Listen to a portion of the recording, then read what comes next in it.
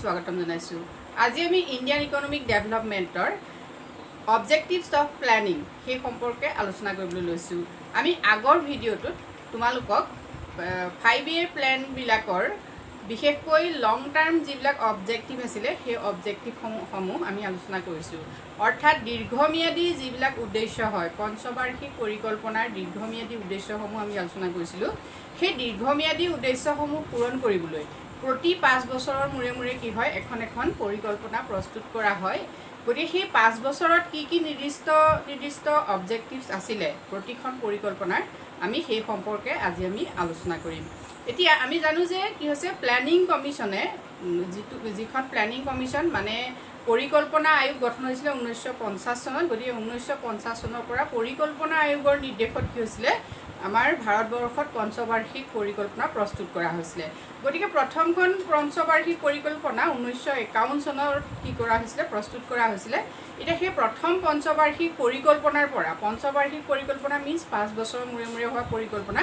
গতিকে সেই প্ৰথম পঞ্চবাৰ্ষিক পৰিকল্পনাৰ পৰা দ্বাদশ পৰিকল্পনালৈকে পঞ্চবাৰ্ষিক পৰিকল্পনা প্ৰস্তুত কৰা হৈছিলে। তাৰপিছত 2014 চনত নীতি আয়োগ গঠন হয়। যিহেতু নীতি আয়োগ গঠন হোৱাৰ পাছত পঞ্চবাৰ্ষিক পৰিকল্পনা হোৱা নাই, গতিকে সেই আমাৰ দ্বাদশখন পঞ্চবাৰ্ষিক পৰিকল্পনালৈকে প্ৰতিখন পৰিকল্পনাৰ মূল যিবিলাক উদ্দেশ্য, সেই উদ্দেশ্যবিলাক কি আছিলে, আমি সেই সম্পৰ্কে আজি আলোচনা কৰিম। ঠিক আছে, বিষয়বস্তু আমি ভিতৰলৈ যাওঁ।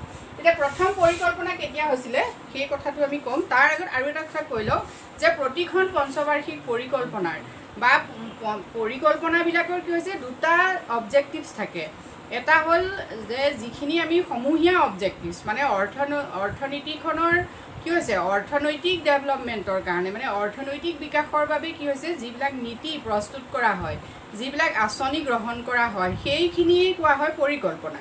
অৰ্থাৎ যিখিনি সম্পদ দেশ এখনৰ ভিতৰত থাকে, সেই সম্পদখিনি কেনেকৈ আবণ্টন কৰিব, কেনেকৈ বিতৰণ কৰিব, কেনেকৈ কি হ'ব সম্পদৰ সমবিতৰণ কৰিব, সেইসমূহৰ সুষম প্ৰয়োগ কৰি কেনেকৈ অৰ্থনীতিখনৰ উন্নতি সাধন কৰিব, সেই সম্পৰ্কে যি নীতি আৰু আঁচনি প্ৰস্তুত কৰা হয়, সেইখনকে কি বুলি কোৱা হয়, পৰিকল্পনা বুলি কোৱা হয়। এই পৰিকল্পনাবিলাক নিৰ্দিষ্ট সময়ৰ মূৰে মূৰে হয়। যিহেতু পঞ্চবাৰ্ষিক পৰিকল্পনা, গতিকে 5 বছৰৰ কাৰণে কি কৰা হয়, কিছুমান উদ্দেশ্য আগত ৰাখি লোৱা হয়।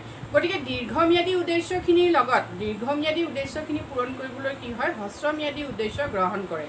গতিকে প্ৰতিখন পঞ্চবাৰ্ষিক পৰিকল্পনাৰ যিবিলাক গুৰুত্বপূৰ্ণ উদ্দেশ্য অবজেক্টিভছ হয়, সেইবিলাক হ'ল শ্বৰ্ট টাৰ্ম কি হৈছে অবজেক্টিভছ। গতিকে আমি শ্বৰ্ট টাৰ্ম অবজেক্টিভছখিনি আজি আলোচনা কৰিম। এতিয়া প্ৰথম আমি চাওঁ যে 1951ত কি হৈছে, প্ৰথম পৰিকল্পনা প্ৰস্তুত কৰা হৈছিলে। ছাত্ৰ ছাত্ৰীসকলে এইখিনি মনত ৰাখিব, যিহেতু এই প্ৰশ্নখিনি এনেকুৱা নহয় যে অকল হায়াৰ ছেকেণ্ডেৰী লেভেলত আহিব। আমি ডিগ্ৰী লেভেলৰ পৰা ধৰি যিকোনো কম্পিটিটিভ এক্সামৰ কাৰণে এই ভিডিঅ'টো বহুত গুৰুত্বপূৰ্ণ হয়। গতিকে আজিৰ টপিকটো বহুত বেছি গুৰুত্বপূৰ্ণ তোমালোকৰ কাৰণে, যিহেতু যিকোনো পৰীক্ষাত তোমালোকে এই আজিৰ ভিডিঅ'টো যদি ভালকৈ চোৱা, সকলো কুৱেশ্যন তোমালোকে কৰিব পাৰিবা। ঠিক আছে, এতিয়া ফাৰ্ষ্ট প্লেন তেতিয়াহ'লে কেতিয়া হৈছিলে, 1951 to 56, অৰ্থাৎ 51 চনৰ পৰা 56 চনৰ ভিতৰত কি হৈছিলে, প্ৰথম পৰিকল্পনাৰ সময়ছোৱা আছিলে। গতিকে এই প্ৰথম পৰিকল্পনাৰ গুৰুত্বপূৰ্ণ যিটো উদ্দেশ্য আছিলে, সেইটো হ'ল কি, হায়াৰ এগ্ৰিকালচাৰেল প্ৰডাকশ্যন। অৰ্থাৎ সকলোতকৈ যি কৃষিখণ্ডৰ উৎপাদন বৃদ্ধি কৰাটো আছিলে কি, প্ৰথম পৰিকল্পনাৰ প্ৰধান উদ্দেশ্য। এতিয়া প্ৰথম পৰিকল্পনা যিহেতু আমি কৈছোঁৱেই যে ইয়াৰ আগত কি আছিলে, কলনিয়েল ইকনমি আছিলে ভাৰতবৰ্ষত, মানে উপনিৱেশিক ইকনমি। উপনিৱেশিক ইকনমিত কি হৈছিলে, ভাৰতৰ অৰ্থনীতি একেবাৰে ভাঙি পৰিছিলে। গতিকে স্বাধীনতা পোৱাৰ পাছত ভাৰতবৰ্ষই পৰিকল্পনাৰ প্ৰস্তুতি চলাইছিলে, আৰু প্ৰথম পৰিকল্পনাতে কি হৈছিলে, এগ্ৰিকালচাৰ ছেক্টৰত বিশেষভাৱে গুৰুত্ব দিয়া হৈছিলে।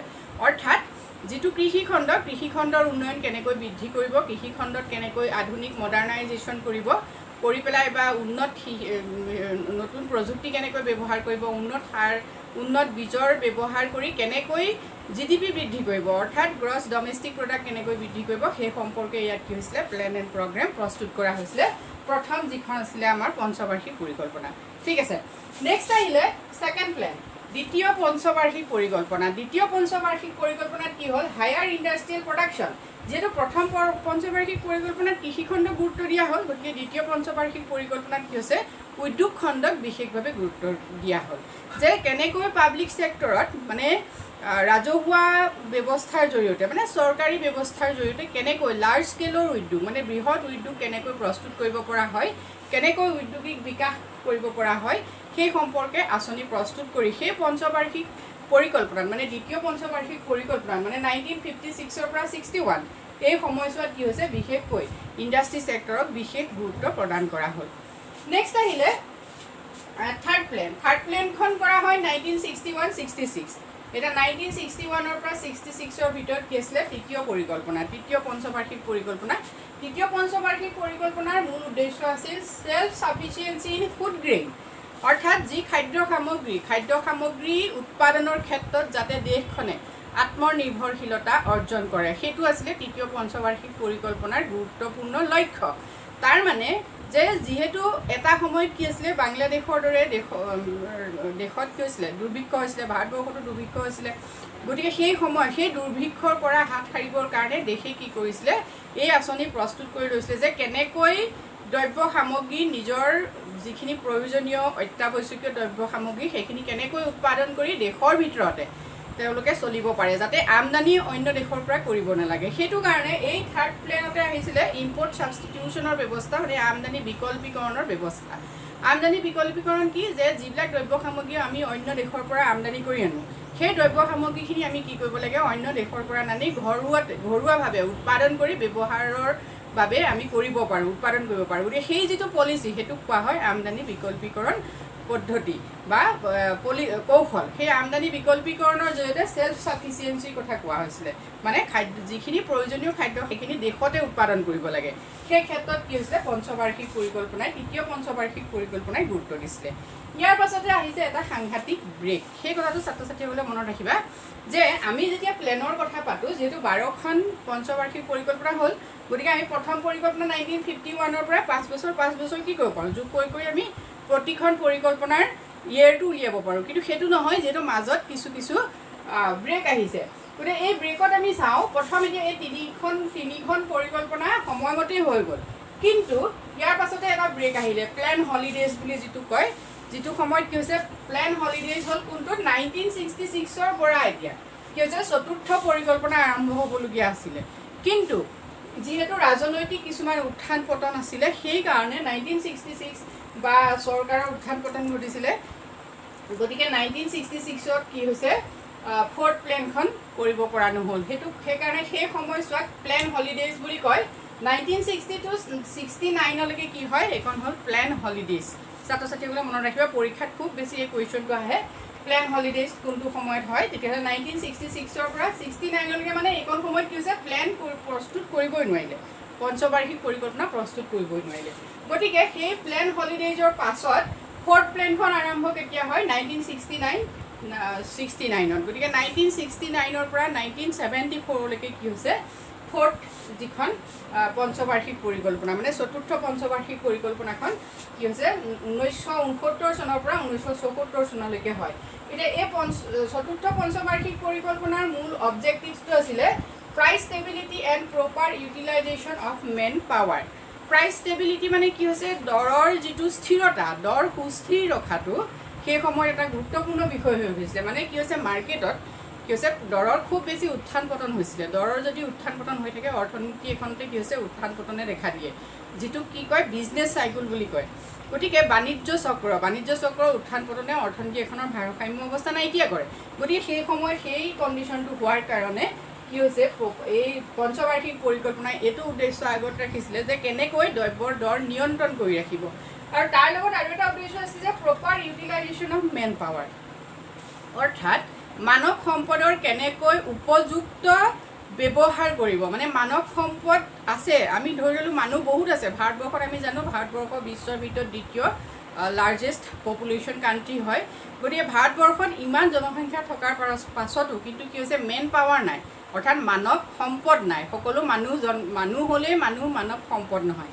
গতিকে সেই মানৱ সম্পদ গঢ়াৰ ক্ষেত্ৰত কি লাগে, এডুকেশ্যন লাগিব, হেল্থ ছেক্টৰৰ উন্নতি লাগিব, ট্ৰেইনিং লাগিব।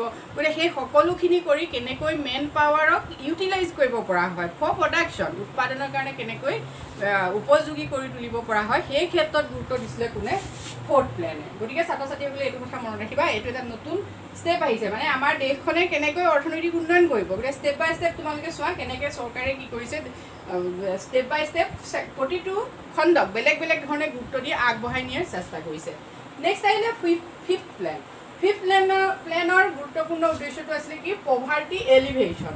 1974 and 1978 1974 and 1978 কি হৈছে, পঞ্চবাৰ্ষিক পৰিকল্পনা প্ৰস্তুত কৰা হয়। পঞ্চবাৰ্ষিক পৰিকল্পনাৰ হ'ল সেইটো টাৰ্ম, এইটো টাৰ্ম 1974 to 1978 এই সময়ছোৱাত মানে পঞ্চবাৰ্ষিক পৰিকল্পনাৰ গুৰুত্বপূৰ্ণ উদ্দেশ্য আছিল পভাৰ্টি এলিভেশ্যন, মানে কি যে দৰিদ্ৰতা দূৰীকৰণ। সেই সময়ত ইন্দিৰা গান্ধী আছিলে প্ৰধানমন্ত্ৰী, তেখেতে এটা কথা কৈছিলে যে গৰীবী হটাও যি আন্দোলন হৈছিলে সেইটো আছিলে মূল মন্ত্ৰ সেই সময়ত। গতিকে পভাৰ্টি এলিভেশ্যনৰ ওপৰত মানে কেনেকৈ দেশৰ দৰিদ্ৰতা দূৰী কৰি কি কৰিব, সকলো জনতাক কি কৰিব, ইনকাম জেনেৰেশ্যনৰ ক্ষেত্ৰত মানে সকলোৱে উপাৰ্জন বৃদ্ধি কৰিব, স্বাস্থ্য, শিক্ষা, জীৱন ধাৰণৰ মানদণ্ড উন্নত কৰি কেনেকৈ এখন সুস্থ সমাজ গঢ়ি তুলিব, সেই ক্ষেত্ৰত গুৰুত্ব দিয়া হৈছিল ফিফ্থ প্লেনত। ঠিক আছে, ইয়াৰ পাছত আকৌ আহিলে কি হৈছে, প্লেনিঙৰ আকৌ ব্ৰেক এটা আহিলে। সেই ব্ৰেকটো আকৌ মনত ৰাখিবা, সেইটো হ'ল কি, ৰুলিং প্লেন এখন ইয়াৰ মাজত কৰিবলগীয়া হ'ল। যিহেতু 1978ৰ পৰা আমাৰ ছিক্স প্লেনখন হ'ব লাগিছিলে 1978ৰ পৰা, কিন্তু ছিক্স প্লেন মানে ষষ্ঠ পৰিকল্পনা আৰম্ভ হয় কেতিয়া, 1980 to 85। গতিকে 1980ৰ পৰা 1980 চনৰ পৰাহে কি হৈছে, ষষ্ঠ পঞ্চবাৰ্ষিক পৰিকল্পনা প্ৰস্তুত কৰা হয়। ইয়াৰ মাজৰ যিকণ সময়, সেই সময়কণত কি হ'ল আকৌ 1978 to 1980 এইটো চাবা তোমালোকে, এইকণক কয় ৰুলিং প্লেন। এইকণ সময়ত কৈছে ৰুলিং প্লেন এখন প্ৰস্তুত কৰিবলগীয়া হ'ল। সেই সময়টো কি আছিলে, কিছুমান ৰাজনৈতিক উত্থান পতন ঘটিছিলে। তোমালোকে যদি ৰাজনৈতিক হিষ্ট্ৰী চোৱা তেতিয়া দেখিবা যে সেই সময়ত চৰকাৰৰ কিছু উত্থান পতন হৈছিলে। একেখন চৰকাৰে বহুদিন মানে 5 বছৰ তেওঁলোকে শাসন কৰিবলৈ পোৱা নাছিলে। গতিকে পঞ্চবাৰ্ষিক পৰিকল্পনা প্ৰস্তুত কৰিব পৰা নাছিলে, গতিকে ৰুলিং প্লেন বনাবলগীয়া হৈছিলে। এই ৰুলিং প্লেনখন 1978 to 1980 এই সময়ছোৱা। ঠিক আছে, তেতিয়াহ'লে ছিক্স প্লেনৰো কিন্তু একেটাই অবজেক্টিভছ আছিলে। গুৰুত্বপূৰ্ণ অবজেক্টিভছটো ষষ্ঠ পৰিকল্পনাটো একেই আছিলে যে পভাৰ্টি এলিভেশ্যন, মানে দৰিদ্ৰতা দূৰীকৰণ কৰিব লাগে। গতিকে এই সময়ত বহুত নীতি বা বহুত আঁচনি প্ৰস্তুত কৰা হৈছিলে কেনেকৈ দৰিদ্ৰতা নিৰাময় কৰিব, সেইটো কাৰণে। নেক্সট আহিলে ছেভেন প্লেন। ছেভেন প্লেনত এতিয়া সপ্তম আঁচনিত কি হয়, গ্ৰেটাৰ এমপ্লয়মেণ্ট অপৰচুনিটি 1985 to 1990। 1985 চনৰ পৰা 1990 চনৰ ভিতৰত কি হৈছে, সপ্তম প্লেনখন বা সপ্তম পঞ্চবাৰ্ষিক পৰিকল্পনাৰ এইখন আছিলে সময়।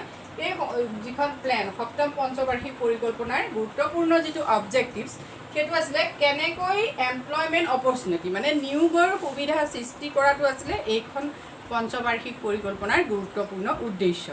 ঠিক আছে, নেক্সট আকৌ এটা ব্ৰেক আহিলে। ইয়াৰ পাছত আকৌ কি হৈছে, ভাৰতে 1990ৰ পাছত আকৌ অষ্টম পৰিকল্পনা কি কৰিলে, প্ৰস্তুত কৰিব পৰা নাছিলে। 1990ৰ পাছত কি হ'ল, ভাৰতৰ আকৌ এইকেইটা ব্ৰেক আহিলে, যিকণ সময়ত এনুৱেল প্লেন এখন কি কৰিবলগীয়া হ'ল, প্ৰস্তুত কৰিবলগীয়া হ'ল। 1990 to 92 এই সময়ছোৱা, 1990 চনৰ পৰা 92 চনত এইকণত কি হৈছে, এনুৱেল প্লেন গ্ৰহণ কৰিবলগীয়া হ'ল। গতিকে 90ৰ পৰা কি হৈছে, অষ্টম যিখন পঞ্চবাৰ্ষিক পৰিকল্পনা প্ৰস্তুত কৰিব পৰা নহ'লে। নেক্সট এইট যিখন প্লেন সেইখন প্ৰস্তুত কৰা হ'ল 1990 to 97, অৰ্থাৎ 1992 চনৰ পৰা 97 চনৰ ভিতৰত কি হৈছে, এইট প্লেন আমি পাম অষ্টম পৰিকল্পনা। ইয়াৰ গুৰুত্বপূৰ্ণ উদ্দেশ্যটো আছিলে universalisation of education and full employment, অৰ্থাৎ পূৰ্ণ নিয়োগ মানে কি, দেশখনত থকা সকলো সম্পদৰ পূৰ্ণ যিটো ব্যৱহাৰ, দক্ষ ব্যৱহাৰ বুলি কোৱা হয়, সেইটো হ'ল পূৰ্ণ নিয়োগ। বিশেষকৈ পূৰ্ণ নিয়োগত গুৰুত্ব দিয়ে কোনটো, আনএমপ্লয়মেণ্ট প্ৰব্লেমটো। যদি যিসকল ব্যক্তি আছে দেশ এখনত যিসকলে কাম কৰিব খোজে, যিসকল শ্ৰমিক আছে, মানে নিৰ্দিষ্ট যিটো মজুৰি ৰেট দেশখনত কি হৈছে চলি আছে, সেই মজুৰি ৰেটত যিসকল শ্ৰমিকে কি হৈছে কাম কৰিব বিচাৰে তেওঁলোকে যদি সকলোৱে নিয়োগ পায় সেইটোকে কোৱা হয় পূৰ্ণ নিয়োগ ব্যৱস্থা। গতিকে সেই পূৰ্ণ নিয়োগৰ কি কৰা হৈছিলে, ইয়াত লক্ষ্য আৰু উদ্দেশ্য ৰখা হৈছিলে। লগতে ইউনিভাৰ্চেলাইজেশ্যন অফ এডুকেশ্যন, যাতে শিক্ষা সকলোৱে লাভ কৰে, সেই ক্ষেত্ৰতো ইয়াত কি হৈছে লক্ষ্য নিৰ্ধাৰণ কৰা হৈছিলে, যাতে সকলোৰে বাবে শিক্ষা, যে শিক্ষা সকলোৱে লাভ কৰিব লাগে, তাত কোনো ধনী দুখীয়া বুলি কথা নাই বা কাষ্টৰ কথা নাই, সকলোৱে শিক্ষা পাব লাগে। আৰু সেইটো কাৰণে কি হৈছে কোটাৰ ছিষ্টেমো কৰা হৈছিলে, যেনেকৈ ST এনেকৈ বা আমি যিখিনি জানো কোটা যিখিনি ছিষ্টেম তোমালোকে জানা যে মানে বিভিন্ন ধৰণৰ কাষ্টৰ ভিত্তিত কি হৈছে জেনেৰেলখিনিৰ কাৰণে যিটো মাৰ্কছ থাকে সেই মাৰ্কছটোৰ লগত আকৌ ST ষ্টুডেণ্টৰ কাৰণে মাৰ্কছটো কম হয়, য'ত নিয়োগৰ ক্ষেত্ৰত বিশেষকৈ বা কোনোবা ইউনিভাৰ্চিটিত এডমিশ্যনৰ ক্ষেত্ৰত গতিকে সেইখিনিত কি কৈছিলে এই ছিষ্টেমবোৰ কৰা হৈছিলে যাতে সকলোৱে শিক্ষাটো লাভ কৰিব পাৰে। নেক্সট আহিলে 9 প্লেন, মানে নৱম পৰিকল্পনা। নৱম পৰিকল্পনা আৰম্ভ হৈছিলে 1997ত আৰু ইয়াৰ সময়টো আছিলে 2002লৈকে। 1997 চনৰ পৰা 2002 চনলৈকে আছিলে কি নৱম প্লেন। আৰু এই প্লেনৰ গুৰুত্বপূৰ্ণ দিশটো আছিলে যে প্ৰাইচ ষ্টেবিলিটি আৰু এনভাইৰনমেণ্টেল ষ্টেবিলিটি এণ্ড গ্ৰোথ, অৰ্থাৎ ইয়াৰ মুখ্য উদ্দেশ্য বা লক্ষ্য আছিলে কি দৰ স্থিৰ ৰখা আৰু এনভাইৰনমেণ্টেল ষ্টেবিলিটি, যিটো আমাৰ পৰিৱেশৰ যি স্থিৰতা সেই স্থিৰতা ৰক্ষা কৰা, লগতে গ্ৰোথ আৰু লগতে কি হৈছে অৰ্থনৈতিক উন্নয়ন। নেক্সট আহিলে 10th প্লেন, দশম পৰিকল্পনা। দশম পৰিকল্পনাৰ গুৰুত্বপূৰ্ণ উদ্দেশ্য আছিল বেটাৰ কোৱালিটি অফ লাইফ, অৰ্থাৎ জীৱন ধাৰণৰ মান উন্নত কৰা, মানে ষ্টেণ্ডাৰ্ড অফ লিভিং যিটো উন্নত কৰা উদ্দেশ্য আছিলে কাৰ দশম পৰিকল্পনাৰ। যাতে কেনেকৈ উন্নত হ'ব, এডুকেশ্যন ছেক্টৰত উন্নত হ'ব লাগিব, হেল্থ ছেক্টৰত উন্নত হ'ব লাগিব, ইনফ্ৰাষ্ট্ৰাকচাৰ ডেভেলপমেণ্ট হ'ব লাগিব, এই গোটেইখিনি কৰি মানুহৰ জীৱন ধাৰণৰ মানদণ্ড কেনেকৈ উন্নত কৰিব সেই সম্পৰ্কে কি হৈছে এই দশম পৰিকল্পনাই বিশেষকৈ গুৰুত্ব দিছিলে। এইখন আছিলে 2002ৰ পৰা 2007লৈকে। নেক্সট আহিলে 11th প্লেন। 11th প্লেনত কি আছে job creation, poverty reduction, protection of environment, অৰ্থাৎ কেনেকৈ বেছিকৈ চাকৰি সৃষ্টি কৰিব, তাৰপিছত পভাৰ্টি কেনেকৈ কম কৰিব, মানে দৰিদ্ৰতা কেনেকৈ হ্ৰাস কৰিব, লগতে কেনেকৈ পৰিৱেশ সংৰক্ষণ কৰিব। এই তিনিটা উদ্দেশ্য আছিলে একাদশ যিখন পৰিকল্পনা, একাদশ পৰিকল্পনাৰ মূল লক্ষ্য। এই একাদশ পৰিকল্পনা আৰম্ভ হৈছিলে 2007 চনত আৰু শেষ হৈছিলে 2012 চনত। নেক্সট এণ্ড লাষ্ট যিখন আমাৰ 5th প্লেন সেইখন হ'ল 12th প্লেন, মানে দ্বাদশ পৰিকল্পনা। দ্বাদশ পৰিকল্পনা আৰম্ভ হৈছিলে 2012 and 2017। ইয়াৰ মাজতে কি হৈছে পৰিকল্পনা আয়োগ ভংগ কৰি পেলাই নীতি আয়োগ গঠন কৰা হৈছিলে 2014 চনত। গতিকে 2014 চনৰ পৰা 2017 চনলৈকে কি হৈছে নীতি আয়োগে এই দ্বাদশ পৰিকল্পনা আগবঢ়াই নিছিলে। গতিকে দ্বাদশ পৰিকল্পনাৰ মূল লক্ষ্য আছিলে sustainable development and inclusive growth, অৰ্থাৎ অবিৰত উন্নয়ন। ছাষ্টেইনেবল ডেভেলপমেণ্ট মানে অবিৰত উন্নয়ন আৰু ইনক্লুচিভ গ্ৰোথ মানে সকলোকে লৈ কৰা উন্নয়ন। সেই দুয়োটা আছিলে দ্বাদশ পৰিকল্পনাৰ গুৰুত্বপূৰ্ণ উদ্দেশ্য। যিহেতু দ্বাদশ পৰিকল্পনাত এনেকুৱা দুটা উদ্দেশ্য গ্ৰহণ কৰা হৈছিলে যি দুটা উদ্দেশ্যই প্ৰকৃততে ভাৰতীয় অৰ্থনীতিক বহুদূৰ আগুৱাই নিলে। এতিয়া আমি এটা কথা চাওঁ, আমি যদি প্ৰথমৰ পৰা চাওঁ যে ভাৰতবৰ্ষই কেনেকৈ অৰ্থনৈতিক উন্নয়নৰ বাবে ষ্টেপ বাই ষ্টেপ খোজ দিছে তোমালোকে বুজি পাবা। যিহেতু প্ৰথম অৱস্থাত এগ্ৰিকালচাৰ ছেক্টৰক দিয়া হৈছিলে, তাৰপিছত ইণ্ডাষ্ট্ৰি ছেক্টৰ, তাৰপিছত ষ্টেপ বাই ষ্টেপ আহি আছে যে কেনেকৈ দেশখনে বিভিন্ন খণ্ডক বিশেষ গুৰুত্ব দি আগবঢ়াই অৰ্থনৈতিক উন্নয়ন সাধন কৰি আজিৰ পৰ্যায় পাইছে, সেই কথাটো গুৰুত্বপূৰ্ণ। আৰু আমাৰ বাবে সেই কথাটো আমি অনুভৱ কৰিব পাৰোঁ যদি আমি পঞ্চবাৰ্ষিক পৰিকল্পনাৰ উদ্দেশ্যসমূহ এনেকৈ ঠাউকতে চাই লওঁ। এতিয়া ছাত্ৰ ছাত্ৰীসকলে যদি পঞ্চবাৰ্ষিক পৰিকল্পনাৰ আৰু বিভিন্ন উদ্দেশ্য আছে প্ৰতিখন পঞ্চবাৰ্ষিক পৰিকল্পনাৰ, যিহেতু আমি ইয়াত গুৰুত্বপূৰ্ণ এটা উদ্দেশ্যহে ব্যাখ্যা কৰিছোঁ, তেওঁলোকে যদি বহলভাৱে জানিব খোজে তেতিয়াহ'লে তেওঁলোকে কিতাপত সেই কথাখিনি পঢ়িলে নিশ্চয় পাব। আজিলৈ মানে থেংক ইউ।